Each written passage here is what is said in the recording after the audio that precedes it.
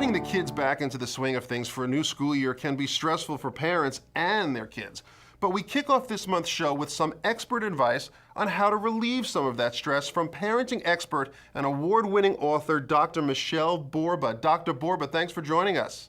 Oh, you're so welcome. Doctor, why does this time of year cause so much stress for so many families? First of all, we're trying to get ourselves grooved back into after the summer to a back-to-school schedule. So parents are concerned about the juggle factor. How do I get all this going and keep organized? Kids are concerned about the pressure to succeed.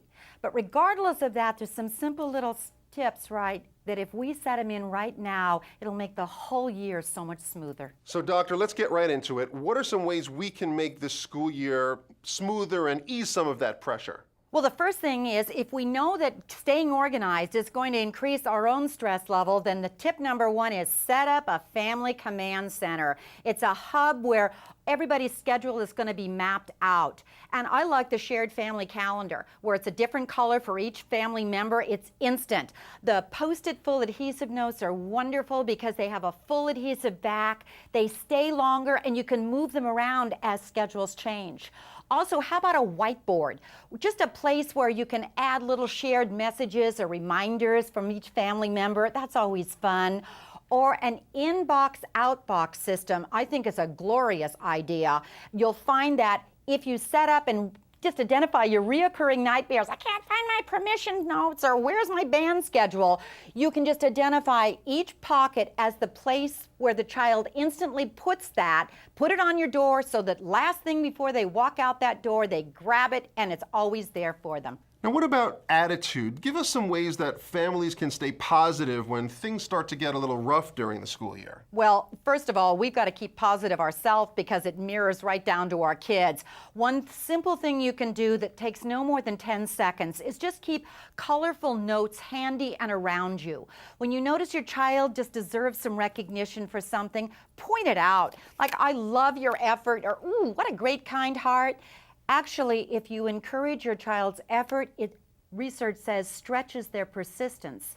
And if you point out their inside qualities, you're boosting their character. Only takes 10 seconds, leave it on their pillow or inside their lunchbox, and it's just a glorious little reminder that helps stick with that child all day long. I know in my house, managing all of those extracurricular activities can be a bit of a challenge, so how can we get a better handle on those schedules? Well, the first thing you want to do is simply really look at your calendar. Is there one thing that you can cut from your child's schedule that really isn't that important? It'll free up a lot of time.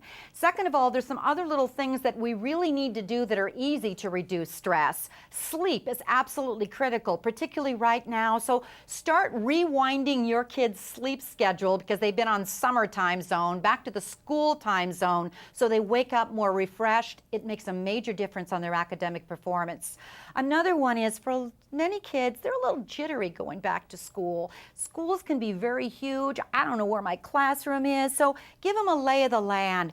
Meaning, walk to the classrooms or the school before school starts so they feel a little more comfortable. You can even run off a copy of the school map from your kid's school website and have an older child mark where their classrooms are. If he's jittery about, I can't remember my locker number, Mom, just take a permanent marking pen and mark it inside the kid's shoe and he'll feel a lot more comfortable. And finally, I really do think that one of the things all of our children need to learn is coping skills to be able to keep that stress at bay. For girls, they say yoga is really helpful. For boys, working out or just going out and shooting some hoops or just filling up their iPod with just relaxing music. Little guys, it could be nothing more than learning how to blow meanies away by taking slow, deep breaths. Well, Dr. Borba, I'm sure all of the parents watching really appreciate this great advice, so thank you so much for spending a few minutes with us. Thank you.